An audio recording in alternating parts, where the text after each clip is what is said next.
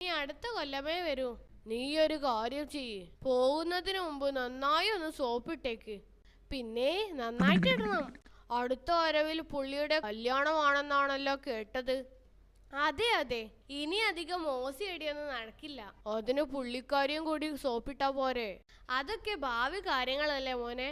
ഇന്നത്തെ കാര്യം ഒന്ന് പ്ലാൻ ചെയ്യട്ടെ. എന്നാൽ പോട്ടെ ചേച്ചി. ചേട്ടാ ടിൻഡു.